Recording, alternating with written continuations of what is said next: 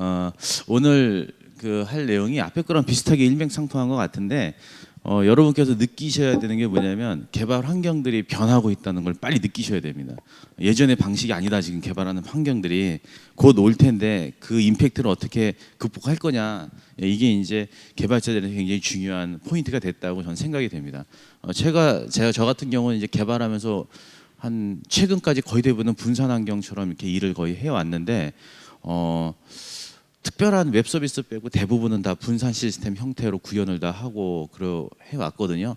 지금 클라우드도 마찬가지지만 패러다임이 시프트 되었기 때문에 여러분이 거기에 대응하기 위해서는 이런 셋들을 좀 알고 이해하고 그때 적용을 해서 트라이하는, 아까도 보니까 성공할 때까지 반복한다는 말이 있는데 마찬가지입니다. 여기도 성공할 때까지 반복하셔야 됩니다. 지금 대부분의 개발자들이 그 성공할 때까지를 못 찾는 거거든요. 그래서 이 성공할 때까지 반복을 하려면 굉장히 많은 에너지와 그다음에 시간이 필요합니다. 그 시간을 버틸 수 있어야 되거든요. 근데 이제 우리나라 아직 조직들은 성과 베이스로 다 항상 돌기 때문에 시간을 그만큼 주질 않습니다. 그게 이제 현재 가장 큰 문제인 것 같고요. 그럼에도 불구하고 패러다임이 전환되었기 때문에 이제 가야 할 길이다라고 생각하시고 오늘 세션을 좀 들어주셨으면 좋겠습니다. 기술적인 내용은 별로 없습니다. 크게 어려운 거 없을 거고요. 어려우면 안 하겠죠. 자, 작년에 제가 6월달에 쓴 책의 일부 기사에 보면은 이런 책 혹시 보신 적 있나요? 여기 밑에 하단에 보면은 빅데이터는 리얼타임으로 간다라는 주제를 작년에 중순쯤에 쓴 적이 있습니다. 드디어 이제 그 트렌드가 시작을 했고요. 그래서 지금 첫 시작으로 KB 국민카드에서 실시간 빅데이터를 시작을 했습니다. 자, 여기 보시면은 국민권 최초로 시작하는 빅데이터 실시간 프로젝트 중에 하나인데요. 이게 뭐냐면 고객의 소비 패턴을 분석을 해가지고 실시간으로 응답을 주겠다는 겁니다. 제가 이걸 쓱 보면서 나한테 이런 거 한 적 없는데 왜 이런 걸 하면 도대체 누가 혜택을 입는 거지? 봤더니 돈을 아주 많이 가진 사람들한테만 혜택이 간답니다. 저는 뭐 상관없는 거고, 그래서 만들어도 저희는 도저히 뭐 여기에 대한 혜택을 누릴 수는 없지만 여하튼 고객의 소비 패턴을 실시간으로 탐지한다라는 건데요. 뭐 업무 요건들을 보면 재미난 것들이 있습니다. 예를 들면 뭐 카드를 최초에 발급받고 승인 받았을 때 이럴 때 어떻게 해주겠다, SMS를 어떻게 발송을 해주겠다라는 등, 그다음에 뭐 어느 지점에서 카드를 3번 이상 긁었을 때 뭘 어떻게 해주겠다, 이걸 실시간으로 반응을 하는 시스템입니다. 그래서 이 시스템들은 사용자들이 카드로 긁으면 그 카드 결제 이력들이 실시간으로 계속 스트리밍돼서 들어갑니다. 보통은 저희가 DB에 넣고 처리하지만 이런 시스템들은 DB에 넣기 전에 스트림을 받아서 뭔가 액티비티가 일어나도록 설계를 합니다. 구현하는 방식이 완전히 틀려요. 마스 위에서 구현하는 방식이 아니라 시스템 자체가 아예 틀리게 구현을 합니다. 그래서 꽤 구현이 까다로운 그런 영역 중에 하나예요. 근데 재미난 거는 작년도에도 금융권에 좀 이렇게 가서 얘기를 좀 해봤더니 금융권이 예전에 CRM 한다고 몇백억 투자해서 사람 다 잘리고 한번 난리가 난 적이 있었습니다. 그게 뭐냐면 CRM 하겠다고 할 때 빅데이터처럼 뜬구름 잡는 얘기를 잔뜩 해놔서 고객이 막 그냥 이거 하면 모든 게 다 된대라고 해가지고 했다가 해보니 아무것도 안 되거든요.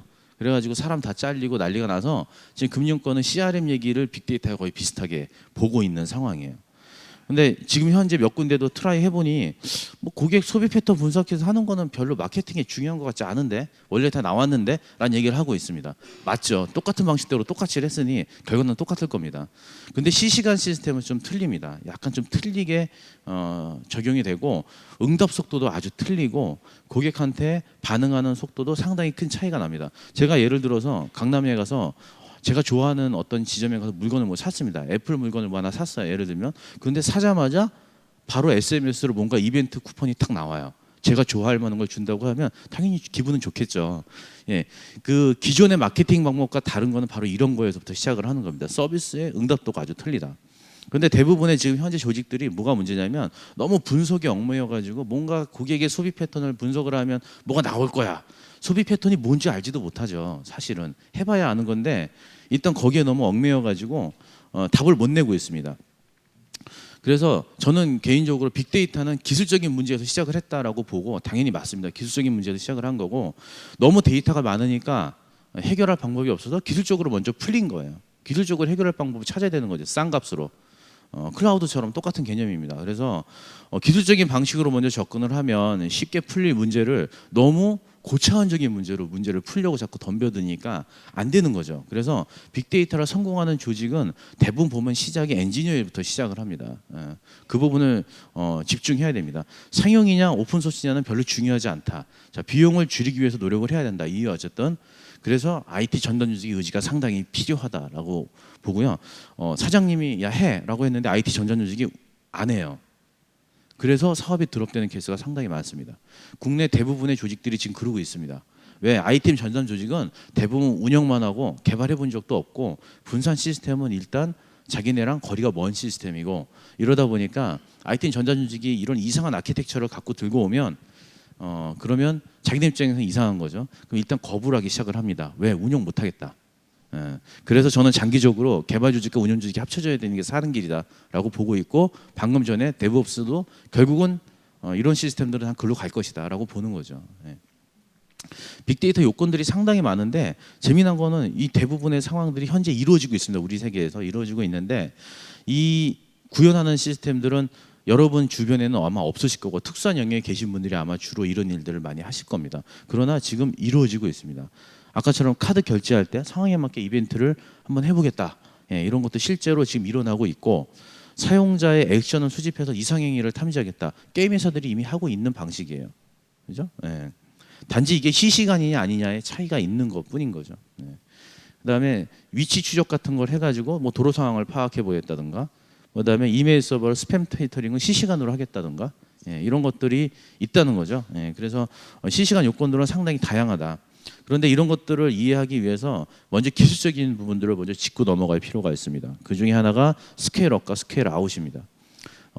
재미난 거는 최근에 추세를 보면 스케일아웃 아키텍처, 지금 뭐 클라우드도 비슷하겠지만 VM이 늘어나는 형태일 텐데 이 빅데이터 쪽도 전형적으로 스케일아웃 방식이에요. 장비가 늘어나는 방식으로 데이터를 수집해서 저장을 하는 방식으로 이제 가는데 이 스케일아웃만 가지고 소프트웨어가 구현된 놈들이 다 쓰이진 않습니다. 스케일업으로 된 것도 기능의 특성상 상당히 유용해서 지금 현재 빅데이터 쪽은 스케일아웃이 기반으로 하고 있지만 스케일아웃의 이 특정 노드가 스케일업 형태의 고용량 형태의 서버로 진화하고 있습니다. 그래서 현재 북미 시장 같은 경우는 서버의 메모리가 용량이 조금만큼은 90 몇 기가를 기본으로 달고 나옵니다. 서버의 메모리가 96기가 굉장히 큰 것 같지만 이쪽 세계에서는 그렇게 큰 게 아닙니다. 사실 따져보면.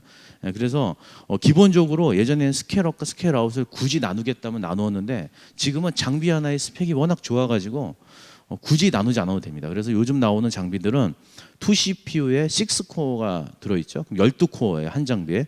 그런데 논리 스레드가 또 들어있어요. 그래서 지금은 딱 들어가서 보면 24코어로 보입니다. 장비 하나가 24코어고 메모리 48기가 얼마 안 되는 거예요. 그래서 시간이 갈수록 스케일업과 스케일아웃이 교묘하게 이렇게 섞이는 형태로 움직이고 있다. 하지만 기반은 스케일아웃이다. 그래서 장비를 늘리는 방식이라면 윗방식은 장비의 스펙을 늘리는 방식이죠. 근데 스펙이 워낙 좋아져서 사실은 이제 거의 의미가 없어진 형태로 되어 있고 스케일업과 스케일아웃의 큰 차이라고 보면 스케일업은 컨커런트 프로그래밍에 해당하는 거고 스케일아웃은 분산 프로그래밍에 해당하는 겁니다. 보시면은 최근에 이제 스칼라나 클로저나 얼랭 같은 랭귀지들이 나오는데 이 랭귀지들은 단일 어플리케이션에서 지금 코어가 많으니까 코어를 많이 쓰도록 그런 설계된 랭귀지들입니다. 그래서 지금 자바 8부터는 이 스케일업 형태의 이런 멀티코어 아키텍처를 랭귀지 차원에서 지원을 하고 있거든요. 그래서 이런 방식이 이제 여러분 코딩할 때 우리 노트북에서도 이제 해야 되는 그런 상황이 온 거고, 자 이런 것들을 여러 개로 펼쳐놓은 것들이 이제 스케일아웃이라고 그래서 대표적인 것들이 이제 맵리두스에 해당합니다. 그래서 이 맵리두스가 이제 하드웨어 기본 아키텍처고 프로그래밍 아키텍처인데. 그래서 요거와 요게 이제 섞이는 날이 이제 올 것이다라고 이제 충분히 볼 수 있는데 기존에는 이 두 가지를 선택하는 기준이 확장성과 성능이었습니다. 왜냐면 한 대에 가지고 몽땅 두드려 넣으면 엄청나게 큰 트래픽을 처리할 수가 없죠. 물론 굉장히 잘하면 할 수 있겠지만 정말 초대용량은 처리할 수가 없습니다. 그러다 보니까 이제 그런 요건들이 나오면 스케일아웃 아키텍처로 이제 선택을 하는 거죠. 그래서 대세는 일단 스케일아웃입니다. 이걸 하는 이유는 고가용성이나 그다음에 리던던시나 그다음에 이 비용적인 측면에서 큰 메리트이 있다. 비싼 걸 사지 않고 값싼 하드웨어를 늘리는 방식으로 이 확장을 하기 때문에 그런 거고, 업그레이드도 운영 중에서 꼽아가지고 확장하는 방식인데 사실 이 말 믿으면 안 됩니다. 왜? 해보면 안 됩니다. 예. 아까도 말씀하셨지만 안 됩니다. 이게 다 된다고 믿으시면 안 돼요. 다 상황에 따라 틀립니다. 그리고 소프트웨어도 상황에 따라 다 비기능적 요건들이 틀리기 때문에 굉장히 꼼꼼하게 따져서 해야 되는 거예요. 지리적으로 분산돼 있기도 하고 뭐 여러 가지의 형태를 지원하기 위해서 지금 스케일아웃이 대세로 가고 있는데, 스케일아웃이 어려운 이유는 말이 뭐 서버가 여러 대면 한 대 죽으면 뭐 이상 없이 장애가 돼라고 하지만 이거를 특정 조직의 그 상황에 맞춰서 잘 운영하도록 하는 건 굉장히 많은 엔지니어링 작업이 필요합니다. 그래서 고가용성이나 확장성 같은 것들을 확보하기 위해서는 이런 여러 가지 기술적인 문제, 인덱싱이나 파티셔닝이나 그다음에 데이터를 복제하는 리플리케이션이나 이런 굉장히 많은 기술적인 문제에 부닥치게 되죠. 그래서 현장에서는 이런 문제가 생긴다 그러면 도입을 일단 안 합니다. 기본으로 운영자는 선을 그어놓고 시작을 하기 때문에 어렵다는 거죠. 하지만 이제 시대는 일로 가고 있어요. 어쩔 수 없는 거죠. 그래서 스케일아웃이 대세라는 거고, 실시간 처리 방식을 좀 살펴보면은 실시간 처리 방식이 두 가지 방식이 있습니다. 하나는 이벤트가 있고 하나는 스트리밍이 있습니다. 이벤트 처리를 중심적으로 하는 그런 시스템들은 보면 두 가지 시스템은 공통적인 특성이 뭐냐면 이벤트가 계속 실시간으로 들어온다는 특징을 갖고 있습니다. 스트리밍이라고 보통 그러는데 그 뭐라 그러죠? 우리가 주식시장 주식 프로그램 HTS를 켜놓으면 차트가 계속 움직이잖아요. 예, 그게 스트리밍이에요. 패키지 계속 내 장비로 들어와서 화면에 그려나가는 방식인데 연속된 흐름들이 계속 흘러간다는 거죠. 패킷들이. 그래서 우리 이제 와스에 보면 그 사용자가 시간에 따라서 이렇게 그 서비스의 이용률이 변하는데, 그거는 어떻게 엄격하게 따져보면 실시간이 아니지만 우리가 핸드폰의 위치 기반 서비스를 켜서 위치 정보를 계속 특정 장비로 밀어넣게 되면 사용자의 뭐 사실 양에 거의 상관없이 엄청나게 많은 데이터들이 계속 끊임없이 들어온다는 거죠. 요즘은 이런 걸 가지고 뭐 좀 해보려고 자꾸 하는 그런 트라이들이 굉장히 많습니다. 그래서 이런 것들을 처리할 때 두 가지 처리 방식이 있는데, 하나는 스트리밍 중심의 처리 방식은 주로 연산을 위주로 많이 하는 처리 방식이고요. 이게 스케일 아웃을 기반으로 구성이 되어 있기 때문에 장비가 많이 필요합니다. 그러다 보니까 복잡하죠. 뭐 이건 뭐 개발 프로젝트인지 장비를 구축하는 프로젝트인지 알기도 어려울 정도로 장비가 상당히 많이 들어갑니다. 반면에 이벤트 중심적인 방법은 스케일업입니다. 그래서 테스트할 때도 한 머신에 잘 놓고 테스트하면 끝나요. 이거는 여러 장비에 테스트를 해야 되기 때문에 테스트도 어렵습니다. 이 이벤트 처리를 중심적으로 하는 시스템들은 이벤트 자체에 어떤 특정 상황에 주로 많이 맞춰져 있습니다. 예를 들면 카드를 긁었을 때 나의 상황은 어떠한가를 보는 방식이고요. 이 스트리밍 중심은 지금 카드를 강남역에서 몇 명이 긁고 있냐 이거예요. 금액이 얼마냐. 이걸 주로 보고자 할 때 주로 쓰는 방식이다. 이렇게 이제 구분을 하면 되겠죠. 재미난 건 오픈 소스가 상당히 많다는 겁니다. 자, 이걸 선정하는 것도 상당히 어렵고요. 그래서 여기 기술적인 특징들을 잘 제가 분류를 해놨는데 이 특징들을 잘 보고 가셔야 됩니다. 예를 들면 스케일업은 장비를 용량을 큰 걸 늘리는 방식이기 때문에 큰 걸 사는 방식이기 때문에 이 용량을 산정을 제대로 못 해놓으면 나중에 용량이 커졌을 때 완전히 뒤집어 엎어야 되는 문제가 생길 수가 있습니다. 왜냐하면 장비를 더 늘릴 수가 없는 구조로 되어 있기 때문에 큰 걸 사야 돼요. 그러니까 장비가 커질수록 가격이 비싸지죠. 늘리는 것보다 큰 걸 사는 게 더 비싸잖아요. 그래서 이 기반으로 가는 것들이 이제 우리가 CEP라고 하는 기술들이고, 이 CEP라는 기술들은 현재 오픈 소스로는 두 가지 기술이 크게 나와 있고, 현장에서는 주로 이제 사이베이스나 뭐 팁코나 이런 데 아주 유명한 회사들이 이미 있습니다. 그래서 오픈 소스 계열은 이게 있는데 자바로 다 구현이 되어 있고요. 요 위에 거는 SQL 라이크한 형태로 스크립트를 짜서 넣으면 그냥 돌아갑니다. 굉장히 쓰기 쉽겠죠. 자, 밑에 방식은 룰입니다. 보험회사에서 많이 쓰는 룰 기반인데 그냥 룰을 정의를 하는 거죠. 예를 들면 고객이 뭐 카드를 긁었을 때 현재 한도가 얼마가 있고 이런 케이스에 해당할 때 이런 조건들을 에디터를 통해서 쭉 작성을 합니다. 좋은 것들은 UI도 아주 그래피컬하게 다 있습니다. 그래서 상용 제품들이 주로 이 부분을 굉장히 강조를 많이 하고요. 그래서 이렇게 해서 이벤트를 탐지하는 스케일업 방식이 있다고 하면, 스케일 아웃 방식의 스트리밍 기법들은 뭐 스톰이나 아파치 S4나 이런 오픈 소스들이 또 배치를 하고 있습니다. 이 방식들은 주로 프로그래밍 기법을 통해서 구현을 하죠. 그래서 이 위에 방식은 도입하기가 어렵지가 않은데 밑에 방식은 도입을 하려면 이 동작 메커니즘을 이해를 해야 돼요. 그러지 않으면 코딩을 해가지고 동작을 시킬 수가 없어요. 왜? 로직들이 각 머신별로 분산돼서 돌기 때문에 결과를 하나 뽑기 위해서는 전체 동작하는 플로우를 다 이해를 해야 되기 때문에 굉장히 어렵습니다. 스톰 같은 경우는 프로그램이 어디서 동작을 할지 몰라요. 어떤 장비에서 동작할지 모르기 때문에 굉장히 난해하다. 그 다음에 이제 메시지를 분산으로 수집하는 방식도 있는데요. 뭐 여하튼 현장에서 지금 현재 이 방식들은 다 트라이를 하고 있는 과정이고요. 이제 시작을 했습니다. 했고 실제로 제안을 할 때 뭐 고객사의 특정 요건이 이게 맞으면 이걸 제안하고 뭐 이런 형태로 많이 이제 진행을 하고 있죠. 오픈 소스가 워낙 많다 보니까 이걸 제대로 쓰는 것도 굉장히 어렵잖아요. 그래서 현장에서는 이 오픈 소스를 누가 가장 잘 쓰냐도 관건 중에 하나예요. 프로젝트가 성공하기 위해서는.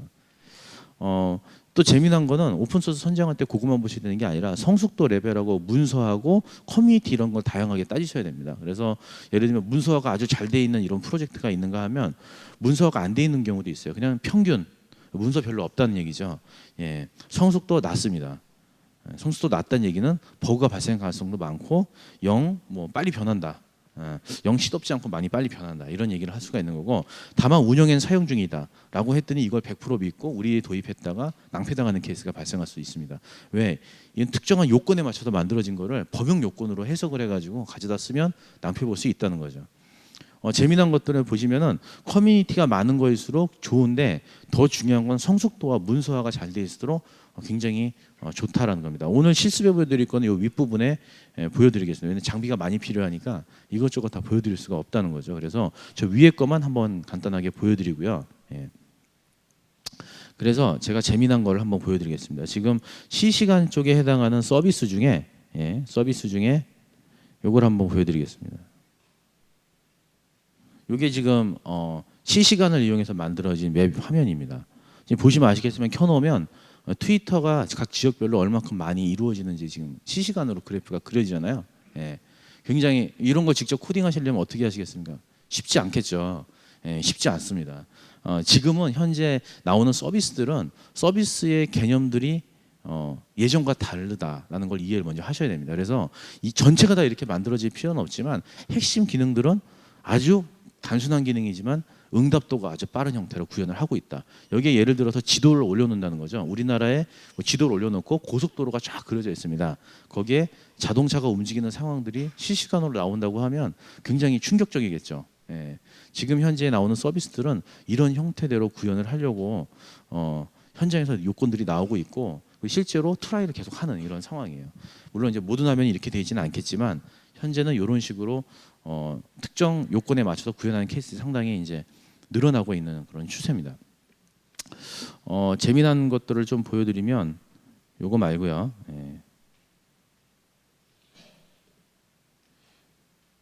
그래서 이제 그 실시간으로 데이터를 모아서 처리하는 것들은 사실 굉장히 시스템 그 구성도나 구현하는 방식들이 굉장히 틀리기 때문에 쉽지는 않지만 여하튼 데이터를 한번 수집하고 처리하는 방식만 잘 이해하면 그 다음부터 구축하는 건 어렵지 않습니다.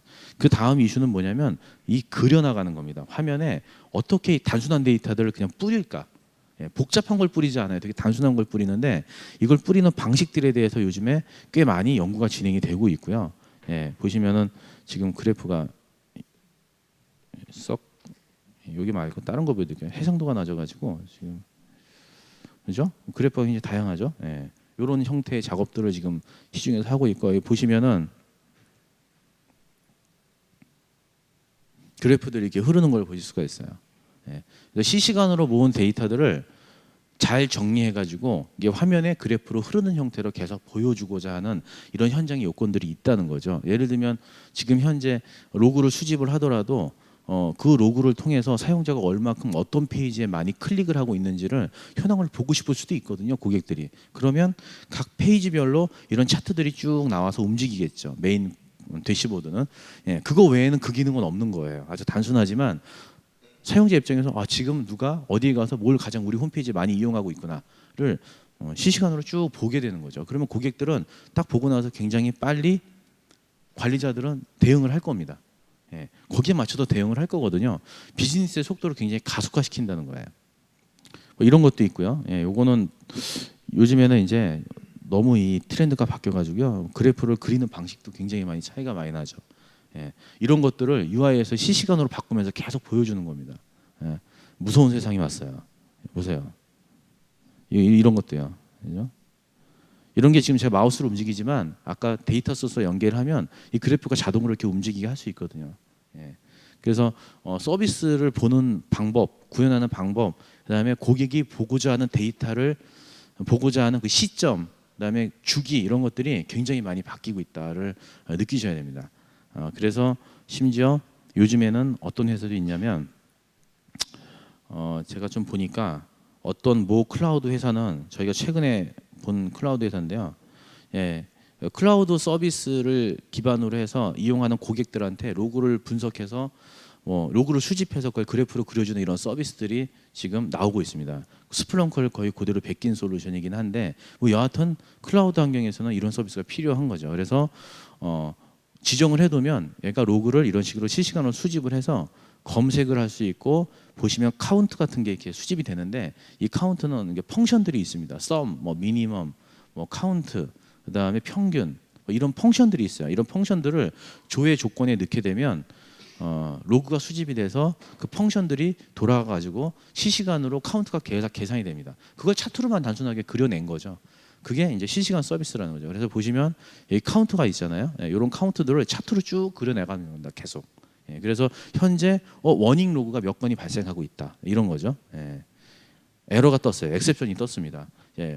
사용자들은 그냥 엑셉션이라는 조건을 넣고 거기에 카운트를 넣는 거예요. 그래서 엑셉션이 몇 건 이상 발생하면 빨간색으로 그래프 표시를 해라.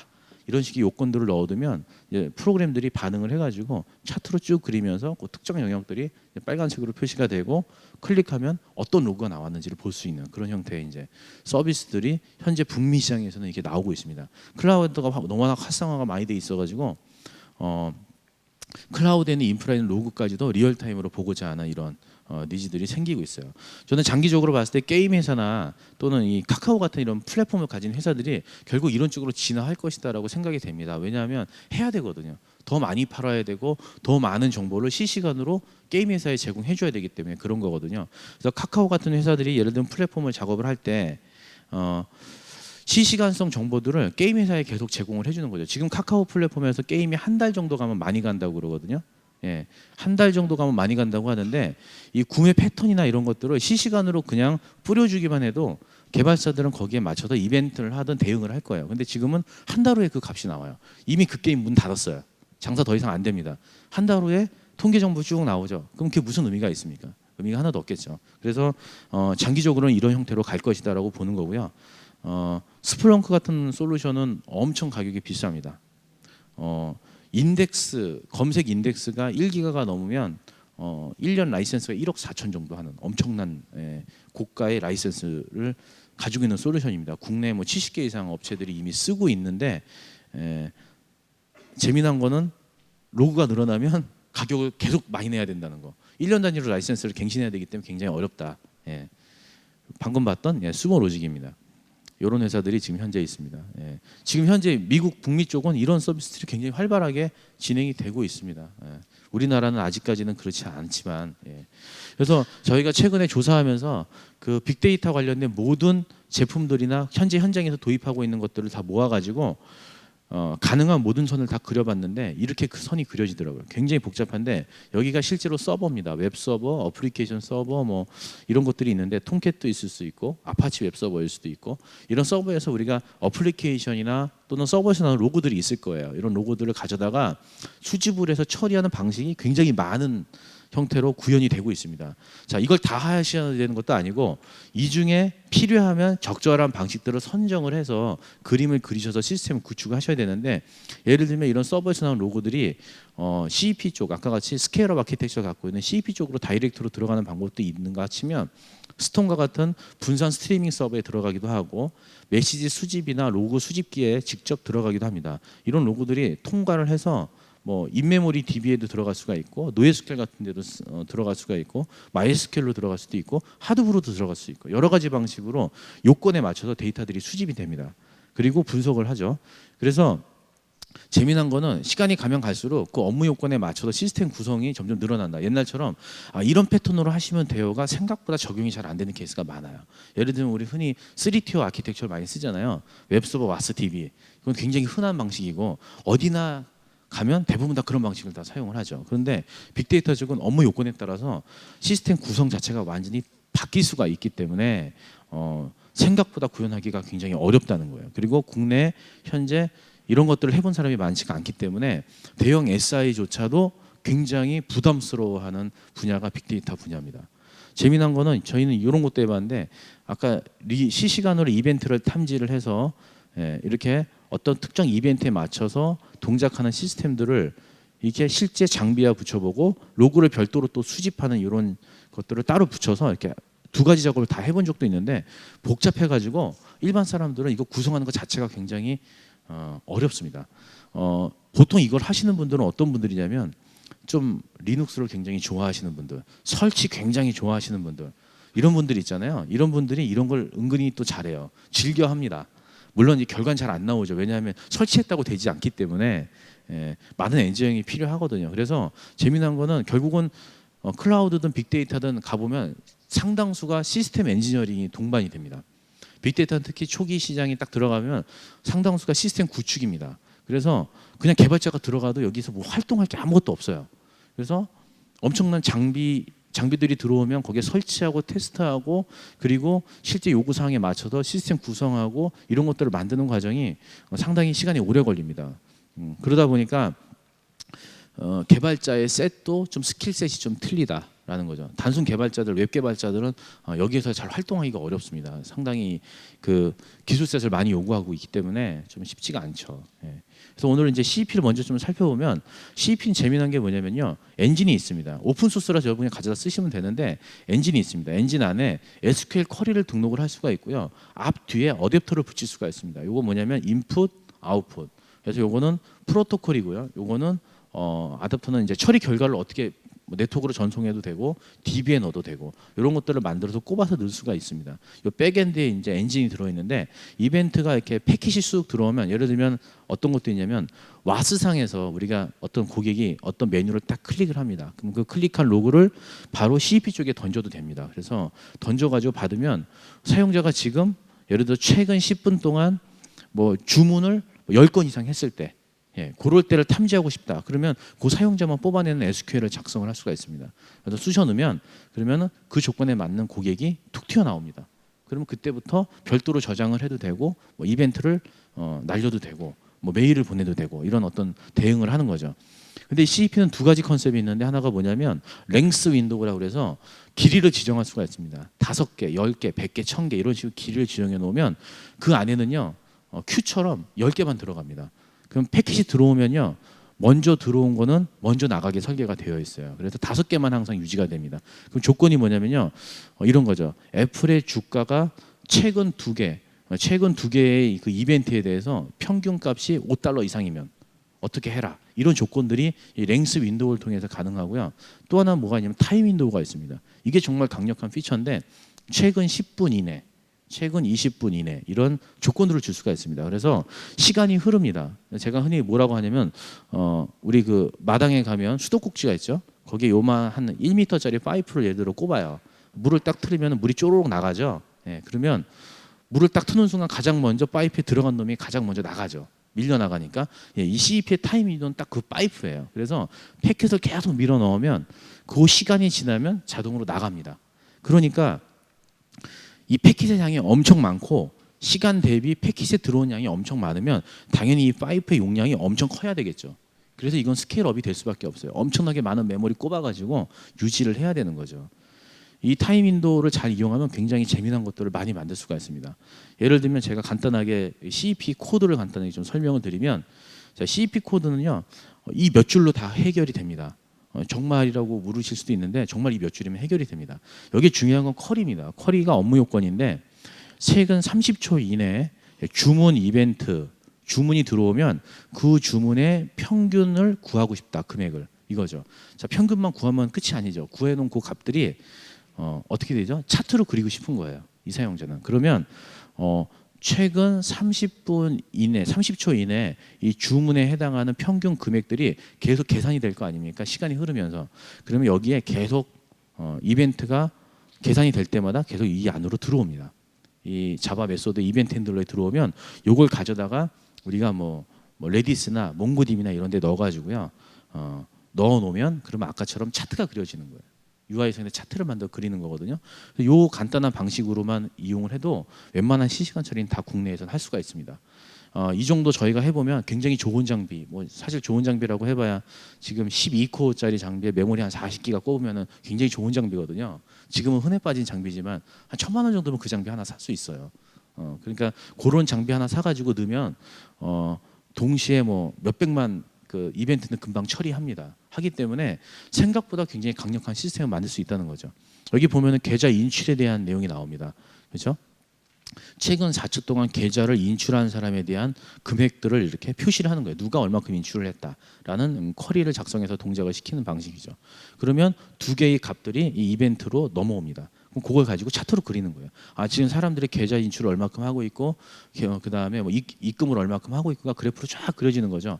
그래서 재미난 건 뭐냐면 데이터 센터나 이런 데서 주로 시스템에 대한 정보들을 보지만 현장에 있는 사람들은 주로 이런 정보를 볼 거라는 거죠. 그런데 이런 걸 보기 위해서는 인프라에서 지원을 해주지 않으면 구현할 수가 없다는 겁니다. 그래서 지금 현재 시스템들은 향후에 나올 시스템들이겠죠. 이런 시스템들은 인프라단, 그다음에 개발자, 그다음에 비즈니스가 세 개가 굉장히 밀접하게 움직이지 않으면 이제는 강력한 서비스를 만들어낼 수 없다라는 게 요즘 그 빅데이터 쪽에 뭐 분위기라고 해야 될까요? 뭐 그럴 것 같습니다. 예. 자, 웹뉴스를 한번 살펴보겠습니다. 이걸 왜 봐야 되냐면 지금부터 보는 방식들은 지금까지 본 방식은 SQL 방식인데요. 앞으로 보는 방식은 다 웹뉴스 방식입니다. 웹뉴스는 아까도 분산 컴퓨팅의 가장 기본적인 프로그램 원리인데요. 요 가운데 구간이 네트워크 구간입니다. 네트워크 구간. 그다음에 매퍼와 리듀서는 장비입니다. 장비. 그래서 역할에 따라서 이제 어떤 장비는 매퍼로 돌고 어떤 장비는 리듀서로 도는데 이거는 보시면 역 인덱싱 인덱싱, 리버스 인덱싱 개념으로 지금 설계가 되어 있는데 이게 뭐냐면요. 캐시라는 단어가 다큐먼트 1에 들어있다. 검색 엔진의 기법인데요. 독이 다큐먼트 1에 들어있다. 햄스터가 다큐먼트 1에 들어있다. 자, 이 사람이 하고 싶은 건 뭐냐면 다큐먼트에 들어가는 단어를 궁금해할 수도 있고 캐시란 단어가 어떤 문서에 들어갔는지도 알고 싶을 수 있죠. 근데 이 사용자는 지금 이 단어가 캐시란 단어가 어떤 문서에 들어갔는지 알고 싶은 겁니다. 그래서 이 맵리두스를 이용하게 되면 캣을 키로 독1을 밸류로 내보내면 같이 묶이는 특성이 있습니다. 그래서 캣이라는 단어가 다른 장비에서 와가지고 캣이라는 단어가 독1과 독2에 들어가는 형태로 이런 식으로 어레이로 만들어집니다. 최근에 삼성전자 POC가 있었는데 그때 문제가 됐던 게 뭐냐면 이 건수가 몇십억 개가 온 거예요. 몇십억 개가 하나의 자바 가상 머신에 들어옵니다. 그러면은 100% 아웃 오브 메모리가 떨어집니다. 예. 그래서 한 자바당 10기가씩 잡아가 처리했어요. 10기가씩 잡아서 처리했는데 수십억 개가 한꺼번에 들어옵니다. 그 수십억 개를 가지고 상관계수를 계산을 합니다. 상관계수를 계산하려면 어마어마한 연산을 해야 되거든요. 빅데이터라는 게 원래 또 그런 방식이라서 그래서 이 방식이 굉장히 단순 무식한 방법이지만 빅데이터 쪽에서는 기본적으로 쓰는 메커니즘입니다. 재미난 거는 이건 지금 다 모으잖아요. 데이터를 한꺼번에 확 모아서 배치 처리를 하는 기법이라면 지금부터 보는 방식은 이 방식이 아니라 실시간으로 움직이는 방식입니다. 이 맵뉴스가 실시간으로 움직여요. 그래서 데이터를 적재하는 방식이 아니라 카운트를 센다든지 예를 들면 독1은 몇 건, 독2는 몇 건 이런 식으로 카운트를 센다든가 평균값을 구한다든가 이런 식의 계산 기법들을 활용을 합니다. 그래서 메모리를 덜 쓰면서 최대한 빨리 처리하는 방식으로 풀어내는 거죠. 차트를 그리기 위한 원천 소스를 만드는 건데 지금 보시면 아파치 S4라는 오픈 소스 같은 경우는 야후에서 만들어서 지금 현재 최근 들어 급격하게 릴리즈 주기가 빨라졌습니다. 이제 드디어 이제 리얼타임 실시간 분산 스트리밍 쪽이 이제 태동하고 있다는 걸 느낀 것 같아요. 얼마 전까지만 해도 거의 개발이 안 되고 있었어요. 0.3에서 릴리즈가 안 되고 있다가 최근 0.6이 릴리즈 됐습니다. 굉장히 빨리 진화하는데 이놈의 특징은 뭐냐면요. 여기가 입구고 여기가 출구입니다. 왜냐하면 입력이고 출력이에요. 이 사람이 하고 싶은 건 뭐냐면 이런 문서들이나 텍스트 문서들을 뭔가 뽑아내가지고 검색을 하고 싶은 인덱스를 만들고 싶은 거예요. 그런데 이게 중간중간에 과정들이 상당히 많고 이거를 딱 들어왔을 때 바로 돌리면 CPU를 아주 많이 씁니다. 텍스트에서 PDF에서 텍스트 추출하면 오래 걸릴 거 아니에요. 예, 그런 것들을 어떻게 하면 실시간으로 해볼까. 그러다 보니까 그냥 장비에 분산시켜야 되겠다 최대한. 그리고 그 장비를 늘릴 때마다 용량이 늘어났으면 좋겠다라는 컨셉을 가지고 시작을 한 거죠. 예. 그런데 전통적인 실시간이 아닌 빅데이터 방식은 이걸 하도 가지고 대용량 배치를 돌립니다. 아까처럼 배치를 돌리는 방식은 청크 데이터만 다루기 때문에 이런 건 바이 건으로 대응하는 데는 적절하지 않다. 그래서 아파치 S4는 이런 가운데 이런 처리하는 노드들을 자바 클래스로 코딩할 수 있도록 만들어져 있어요. 그래서 프로세싱 엘리먼트라는 게 있습니다. 간단하게 요건요 자바 클래스입니다. 아주 몇 줄짜리 자바 클래스인데 요 놈을 가져다 패키징을 해서 서버에 배포를 하면 알아서 분산 처리를 하는 형태로 구현이 되어 있어요. 그러니까 개발자는 인프라만 이해하면 되고 코딩하는 기법만 이해하면 그러면 바로 사용할 수 있는 그런 컨셉입니다. 보시면은 이게 입력이고 출력인데요. 들어갔다가 내가 작성한 자바 코드를 통과하면 뭔가 바뀌어 있습니다. 예. 예를 들면 카운트를 센다든지 예를 들면 뭐 몇보다 인계치가 넘은 거를 쓴다든지 가공을 한다든지 하는 것들을 이렇게 프로세싱 엘리먼트라는 걸 이용해서 구현을 하죠. 개발자는 이거를 요건에 맞춰서 구현을 하면 되는 거예요. 여기 보시면 텍스트 추출과 분류하는 작업들은 개발자가 구현을 한 것이고요. 리라우팅이라고 하는 요거는 아파치 S4에서 제공해 준 놈입니다. 그래서 장비가 두 대에서 지금 분산 처리를 하는 개념이에요. 나는 자바 클래스 하나를 만들어 딱 올리면 알아서 아파치 S4가 상태를 보고 알아서 다른 장비로 분산을 시킵니다. 패킷이 들어가면 1번 장비에 갔다가 어떤 장비는 2번 장비에 갔다가 알아서 로드 밸런싱이면서 분산 처리를 하는 그런 컨셉인 거죠. 재미난 거는 외부의 시스템에서 이 클라이언트 어댑터를 통해서 아파치 S4에 있는 요 서버 인스턴스 쪽으로 예를 들면 톰캣이라고 가정을 하면 톰캣 쪽으로 데이터를 뿌리는데 실시간성 특징 때문에 여기는 TCP/IP로 붙더라도 뒤에는 UDP/IP로 통신을 하는 케이스로 구현이 되어 있어요. 필요하면 한 장비에 여러 개를 띄울 수도 있고 한 장비에 하나의 데몬을 올려서 프로그램을 여러 개 만들 수도 있습니다. 그래서 이런 형태로 구성을 해서 계속 분산시키는 그런 컨셉입니다. 대표적인 게 이제 트위터 토픽 카운터라는 예제가 있는데 이 예제를 보면 요만큼은 어댑터인데요. 트위터에서 메시지를 받아가지고 S4라는 놈한테 쏴주는 놈 역할을 해주는 거예요. 그래서 보시면 트위터 스트리밍 API가 있는데 요 놈을 이용하면 트위터 메시지를 받습니다. 알아서 얘가 막 넣어줘요. 그럼 요걸 가져다가 받아가지고 통신을 해서 받아가지고 아파치 S4에 넣어줍니다. 그러면 얘가 먼저 주제를 뽑아냅니다. 저희 트위터에 보면 샵 붙은 해시태그 있잖아요. 그 해시태그만 딱 뽑아가지고 각 해시태그별로 카운트를 세는 거예요. 그래서 가장 현재 인기가 많은 해시태그가 뭘까를 세서 탑 N개를 뽑아내는 그런 로직입니다. 그래서 보시면은 트윗 메시지가 쓱 들어오면 가장 먼저 해시태그를 뽑아내서 해시태그별로 다른 장비로 보내서 그 장비에서는 그 해시태그에 대한 카운트만 세죠. 그리고 나서 보내면 이 특정 노드로 다 모이게 되면 이 해시태그의 등수가 매겨집니다. 그럼 그 등수만 탑 10을 뽑아가지고 내보내주는 거죠. 자, 이 방식이 실시간으로 움직여요. 계속. 그래서 그냥 화면에 딱 켜놓으면 해시태그의 순서가 실시간으로 계속 바뀌는 걸 볼 수가 있는 거죠. 이런 방식인데 그걸 다른 그림으로 그려내면 프로세싱 엘리먼트 자바 개발자가 코딩을 해놓으면 들어오면 여기에서 해시태그를 분류해가지고 그냥 아웃풋을 내보내면 아파치 S4가 알아서 해시태그에 따라서 서로 다른 장비로 보내버립니다. 그럼 여기에서 카운트를 합산을 해서 또 다른 장비로 보내고 그러면 여기에서는 최종 탑 N개를 뽑아내는 거죠. 예를 들면 탑 10 그러면 10개만 뽑히고 20 그러면 20개만 뽑히는 거죠. 그래서 이런 방식으로 그 전체 시스템을 이제 구성을 해서 처리를 합니다. 그러니까 보니까 코드 양은 얼마 안 되는데 동작하는 원리를 이해를 해야 돼요. 그 다음에 설치를 해야 되는 문제가 있어요. 그리고 외부 시스템과 연결해서 실제로 동작시켜 봐야 돼요. 그리고 외부 시스템이 늘어날 때 정말 이게 이상 없이 동작할까를 또 판단해야 되는 거죠. 그러니까 개발은 얼마 안 되는데 전부 보면은 한 70%가 엔지니어링만 하고 앉아 있어요. 그러니까 이걸 못 하시는 분이 이 세계에 들어오면 엄청 힘든 거죠. 왜냐면 내가 하지도 않아도 될 걸 해야 되니까. 그러니까 이제 이쪽 세계가 그래서 이제 좀 쉽지 않은 모델입니다. 지금 봤던 아파치 S4는요 굉장히 경량이고 컴팩트해서 사실 조금만 노력하면 바로 현장에 쓸 수 있을 정도 레벨밖에 안 됩니다. 굉장히 사실은 쉽습니다. 그런데 이제 스톰이라는 게 최근에 각광을 받고 있는데 이 스톰은 뭐냐면 그 트위터에서 만든 오픈 소스입니다.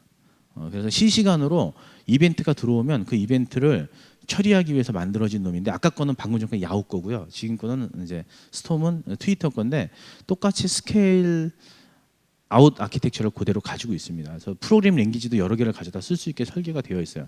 다만 메인 코드가 클로저로 되어 있기 때문에 일반 자바 개발자가 보면 이해를 못합니다. 그게 가장 큰 문제고 다큐멘테이션이 잘 안 돼 있습니다. 그래서 상당히 어려운데 참 재수가 좋게도 책이 한 권 나와 있습니다. 책이 나와 있다는 건 그만큼 개발자들한테 관심이 많다는 증거로 볼 수 있는 거죠. 현재 이런 조직들이 이제 사용을 하고 있고요. 그래서 요 놈은 어떻게 구현을 하냐면 이 웹서버나 아파치 뭐 톰캣이나 이런 데서 패킷을 TCP/IP로 스톰에 보냅니다. 스톰에 보내면 이놈이 방금 전에 그 누구죠? 아파치 S4처럼 특정한 요건에 맞춰가지고 여러 개의 노드에다 분산을 시킵니다. 똑같은 개념으로 되어 있어요. 패킷이 일로 가기도 하고 일로 가기도 하고. 그래서 나중에 모입니다. 이 모인 데이터를 가지고 뭐 이렇게 보시면은 뭐 몽고DB나 또는 뭐 마이스큐엘을 넣으셔도 상관없고 넣고 나서 아까처럼 실시간으로 차트를 보기 위해서 웹브라우저에서 보기 위해서 뭐 노드.js를 쓴다든가 아니면 뭐 폴링도 좋으니 뭐 폴링하는 형태로 값을 가지고 와서 뭐 화면에 그린다든가는 구현을 할 수가 있겠죠. 그래서 현장에서요 업무 요건은 딱 요거 하나 내놨습니다. 나는 뭘 차트로 보고 싶어요라고 얘기를 했는데 가서 봤더니 시스템 인프라가 이렇게 많아진 거예요. 그러면 당연히 못 하겠죠. 그래서 고객의 업무 요건만 가지고 그냥 쉽게 덤벼들면 안 되는 요건들이 있거든요. 그리고 요건들은 이런 것처럼 기술적인 요건들이 많이 따라간다는 겁니다. 그래서 많이 고민을 해야 되는 영역이고요. 그래서 아셔야 되는 거고 지금 보시는 게 이제 스톰의 기본 컨셉입니다. 볼트와 스파우트가 있는데 이 스파우트가 패킷을 받아들이는 놈이고 받아서 요건에 맞는 놈한테 던져주는 역할을 합니다. 자, 던져서 최종 아웃풋 여기는 예를 들면 트위터의 해시태그의 건수를 잰다든지 평균 최근 몇 개가 현재 해시태그가 있다든지 이런 것들을 처리하는 놈인데요. 요 세 가지는 다 자바로 코딩을 하면 됩니다.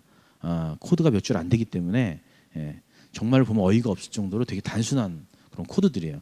다만 여기서 중요한 거는 이 앞쪽과 요 뒤쪽을 연계하는 코드를 작성을 하셔야 되는 거는 이제 여러분의 몫이고 스톰에서는 그런 거 안 해줍니다.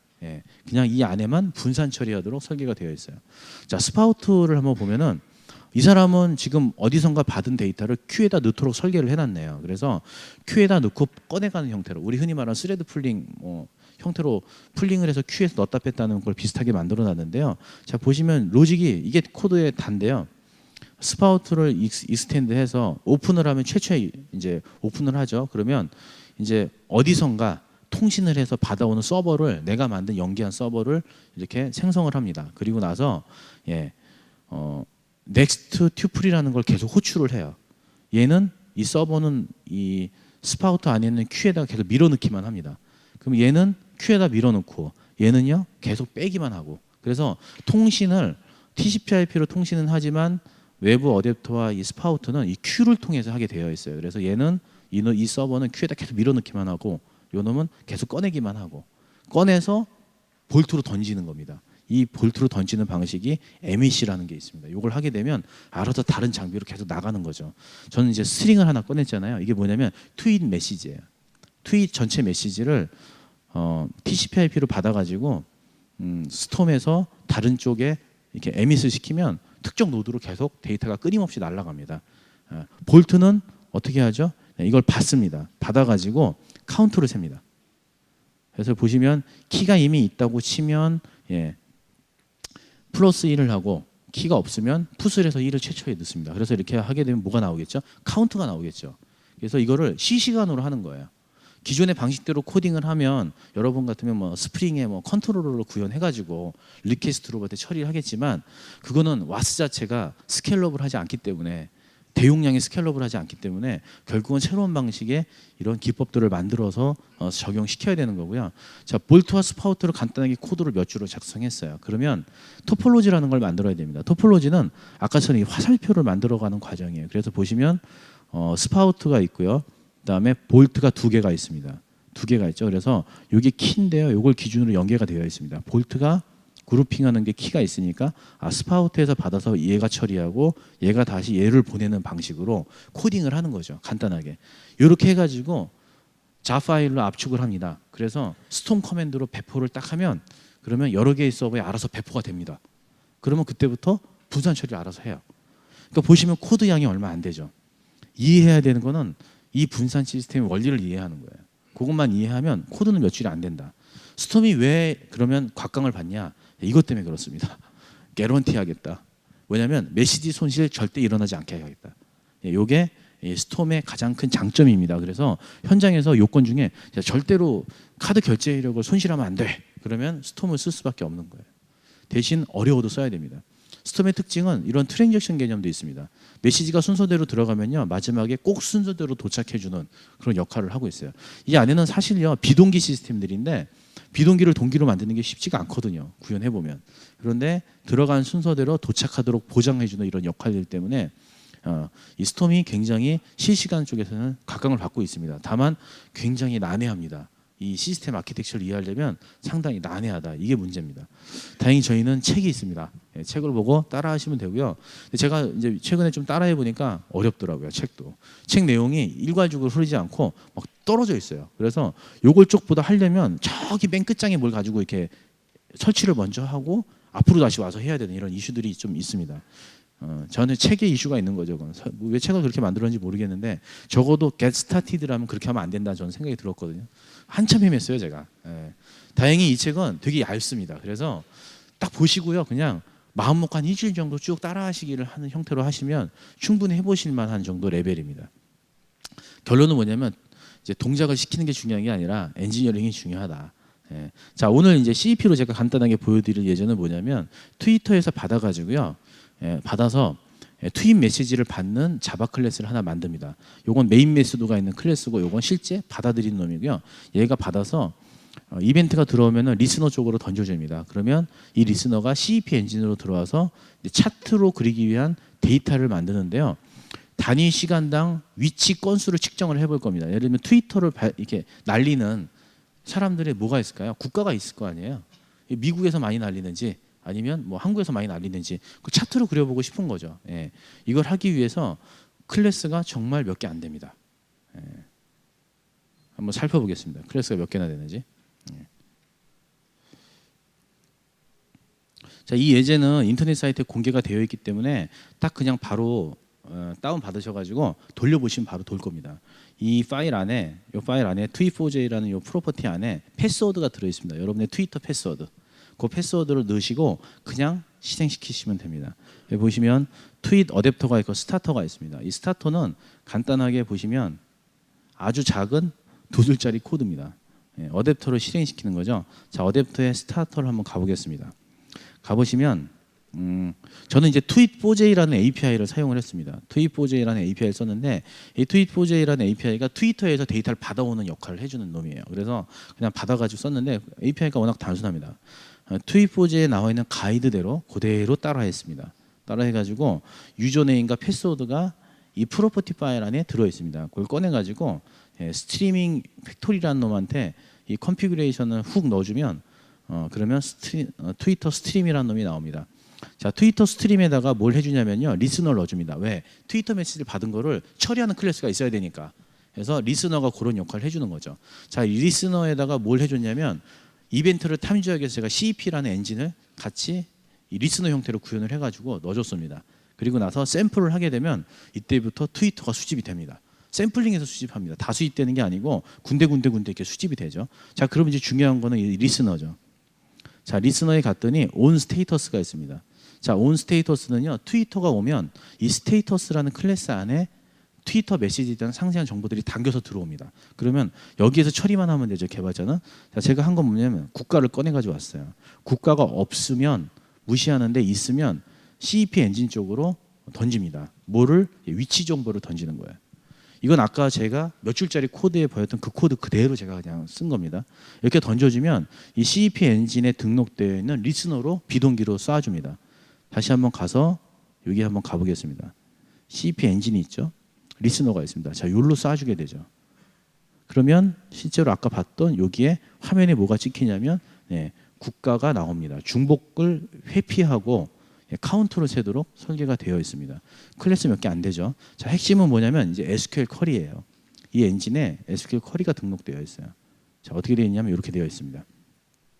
최근 30초 동안 그렇죠? 위치 정보에서 국가를 중복되지 않게 해서 개수를 세고 국가를 리턴해 줍니다. 그러면 제가 보고 싶은 거는 지금 어떤 나라, 그다음에 현재 전체 몇 개의 국가에 있는 사람들이 트윗 메시지를 날리나 이걸 보고 싶은 거죠.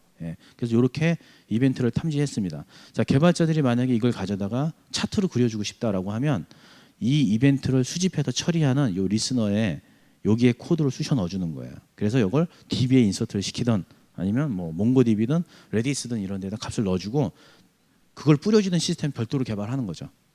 그래서 불과 몇 줄 되지도 않은 요 클래스를 가지고 저희는 간단하게 테스트를 해볼 수가 있어요. 제가 최근 30초 이내로 했거든요. 보시면 말레이시아 하나 떴습니다. 지금 실시간으로 계속 들어오는 거예요. 이벤트가요. 중복을 제거하고 하기 때문에 30초니까 30초 이내에 지금 6개의 국가에 있는 사람들이 최근 30초 동안 이제 처리를 한 거죠. 계속 기다리면 이제 미국도 들어오고요. 30초기 때문에 지금 보시면은 이전에 게 없어졌어요. 그래서 카운트가 늘지 않고요. 방금 전에 6이 계속 유지가 되죠. 30초니까 최초에 들었던 나라는 없어진 거예요. 데이터가. 같은 나라가 들어와도 계속 유지가 되죠. 결과적으로 뭘 알고 싶은 거냐면 고객은 이걸 알고 싶은 겁니다. 이 10을 알고 싶은 거죠. 이 10을 화면에 차트로 그려달라는 거예요. 그래서 이 10을 그리기 위해서 저희는 이렇게 무식한 방식으로 엔지니어링을 했습니다.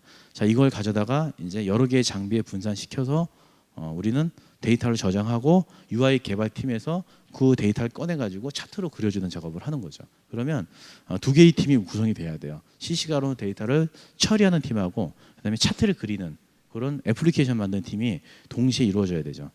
그죠? 자, 이 시간을 만약에 제가 늘리게 되면 이 시간을 만약에 조금만 늘리면 엔진에 등록되어 있는 쿼리를 한번 늘려 보겠습니다. 이거를 줄여 볼까요? 10초로. 10초로 줄여서 다시 시작을 합니다. 그러면 아까보다 카운트 수가 줄어들어요. 왜? 10초만 유지하니까 들어온 거 있다 10초 후에 그건 나가버리는 거죠. 일본이 가장 먼저 나갈 거예요. 그 다음 유나이티드 킹덤이 먼저 나가겠죠. 10초 안에만 유지가 되는 특성을 갖고 있어요. 벌써 나갔네요. 하나가. 지금 인도네시아가 들어왔는데 숫자가 5가 유지되잖아요. 하나가 튀어나간 겁니다. 또 튀어나갔죠. 일정한 시간이 지나면 빵으로 빠지고요. 더 안 들어오면 이제 빵으로 빠집니다. 자, 뚝 떨어지죠. 실시간의 특징이라는 게 이런 게 있어요. 제가 특정한 시간을 유지하지 않아도 시스템이 유지를 시켜줍니다. 그렇기 때문에 아까처럼 CEP라는 엔진이 그 10초라는 시간을 유지시켜주기 때문에 저는 값만 넣어주면 돼요. 값만 넣고 SQL 쿼리처럼 어그리게이션 펑션만 사용을 해주면 그 다음부터 나머지는 엔진이 알아서 다 해주는 거죠. 마찬가지로 아파치 S4나 스톰도 똑같이 이런 식으로 디플로이를 하게 되면 걔도 마찬가지로 이런 형태로 구현을 할 수가 있습니다. 그래서 코드는 몇 줄이 다 안 돼요. 하지만 이걸 이해하고 시스템에 구현하기까지는 굉장히 많은 잡 업무를 해야 되는 거죠. 시스템 엔지니어링 해야 되고 리눅스에 설치해야 되고 장비 받아다가 튜닝해야 되고 패킷 늘어나면 서버 죽으니까 메모리 튜닝 해야 되고 데이터 양도 확인해야 되고 굉장히 많은 일들을 이제 해야 되거든요. 그래서 이 실시간 쪽은 결과적으로는 엔지니어링 잘하는 사람이 최고라고 저는 보고 있습니다. 그 외에 이제 아까 차트를 그리는 거는 또 다른 영역이잖아요. 그래서 요즘에는 이 시스템 구축과 차트를 그리는 이런 과정들이 이제 한 방향으로 쭉 같이 흘러가고 있습니다. 그래서 아까처럼 제가 프레임워크들을 좀 보여드렸는데 이런 프레임워크를 보였는데 이게 이제 D3라는 프레임워크예요. 최근에 D3 프레임워크를 점점점 사용을 많이 하고 있고 국내에도 몇 군데 업체들을 만나보니까 솔루션 업체들이 D3를 연구하기 시작을 했습니다. 그래서 이 D3 프레임워크들을 가져다가 이런 식으로 차트를 그려 나가는 거죠. 이게 움직이는 차트들이거든요. 이걸 만들면 보시는 것처럼 이런 차트를 만들 수가 있습니다. 그래서 아까 데이터 밀어 넣은 걸 노드.js든 이런 걸 가져다가 화면에다가 실시간으로 계속 소켓 IO를 통해서 뿌려 나가도록 하는 그런 작업들을 충분히 할 수 있는 거죠. 그래서 서비스를 구현하는 방식이 옛날에는 난잡한 게 많다면 지금은 딱 핵심 핵심 하나는 정말 제대로 만들어라. 예, 그게 이쪽 리얼타임 실시간 쪽에 해당합니다. 그래서 실시간 빅데이터는 이런 형태로 서비스를 많이 구현을 하고 저희가 오랫동안 하면서 이런 빅데이터 쪽에 작업을 하면서 느끼는 게 뭐냐면요. 결과적으로 이거예요. 시스템 구축에 대한 노하우나 노력이 절대적으로 필요하더라. 개발 그렇게 중요하지 않다. 그다음에 상대방의 경험이 중요할 수도 있지만 중요하지 않을 수도 있습니다. 그 말은 뭐냐면 상대방의 경험이 내 거라고 생각하시면 안 돼요. 페이스북에서 됐다고 해서 내게 되는 게 아니다. 아셔야 되고요. 많은 하드웨어가 없다면 구현이 어렵습니다. 그래서 중소기업들이 이런 걸 구현하는 건 생각보다 굉장히 어려울 수밖에 없다. 돈이 없기 때문에. 더 중요한 건 업무를 아셔야 됩니다. 기술이 모두라면 좋겠는데 나중에 가보면 업무 요건에 따라 시스템 구축이 막 틀어집니다. 그렇기 때문에 업무를 아는 게 굉장히 중요하고 업무의 특성을 먼저 이해를 해야 되는 거죠. 거기에 맞춰서 오픈소스 쓸 거냐 안 쓸 거냐. 그다음에 끊임없는 테스트와 프로파일링을 해야지만 살 수 있다. 이게 어려운 이유는 분산 환경이기 때문에 내 로직이 어디서 돌지 몰라요. 그래서 코딩을 작은 코드지만 강하게 짜야 되는 거고요. 그다음에 모든 것을 실시간으로 할 수 없습니다. 고객 중에는 이런 생각들 하시는 분들이 있어요. 실시간이 된다고 하니까 다 실시간으로 해달라고 합니다. 그런데 실시간은 데이터를 모아두지 않고 흘려버리기 때문에 모아서 계산해야 되는 건 할 수가 없습니다. 예를 들면 뭐 사용자의 선호도를 뭐 파악하겠다 안 됩니다. 그런 거. 그렇기 때문에 실시간으로 할 수가 없어서 배치와 실시간이 적절히 섞이는 시스템들을 만드셔야 된다. 지금 제가 보여드렸던 예제는 이 사이트에 가보면 있습니다. 발표 자료는 어차피 올라갈 거니까 보시고요. 여기서 체크아웃을 하셔가지고 한번 쓱 돌려보시면은 그러면 이거 이렇게 돌아가는 거구나 금방 아실 수가 있습니다. 패키지는 제가 샘플 코드를 몇 개 넣어놨지만 오늘 보여드린 요 실습 내용은 어느 패키지냐면요. 여기 트위터라고 하는 패키지에 들어있습니다. 저 트위터 안에 있는 패키지에 요 스타터를 실행시키시면 동작을 하고 패스워드 여기서 바꾸시고요. 이것만 해주시면 그러면 예제는 간단하게 돌려볼 수가 있고 실제 이 코드가 헬로월드 정도 수준의 코드지만 현장에서 실제로 쓰는 코드들이에요. 다. 그러니까 코드 자체가 어렵지 않다고 제가 말씀드렸던 이유가 그겁니다. 상당히 재미난 정보들이 나오죠. 그래서 현재 이제 빅데이터 쪽이라고 하면 굉장히 뭐 어렵고 뭐 그런데 제가 보기엔 엔지니어링이 어려운 거지 로직 자체는 사실 많지가 않기 때문에 그냥 꾸준히 앉아가지고 하시면은 충분히 할 수 있는 정도 레벨밖에 안 된다. 결국은 엔지니어링이다. 이렇게 이제 정리할 수 있겠습니다. 그래서 오늘 내용은 실시간 빅데이터인데 코드의 중요성보다는 서비스가 구현되는 방식이 많이 바뀌고 있다는 거고 그리고 엔지니어링이 중요하다. 그리고 한번 해보실 수 있으면 한번 트라이하는 거 좋다. 그리고 공부하는데 그다지 오래 걸리지 않는다. 근데 조금 공부해서 아주 크게 빛을 볼 수 있는 분야 중에 한 분야가 이쪽 분야입니다. 그래서 한번 시간 되시면 몇 줄 안 되는 코드지만 꽤 의미 있는 코드를 작성을 할 수 있기 때문에 한번 시간 되시면 공부 한번 해보시기 바랍니다.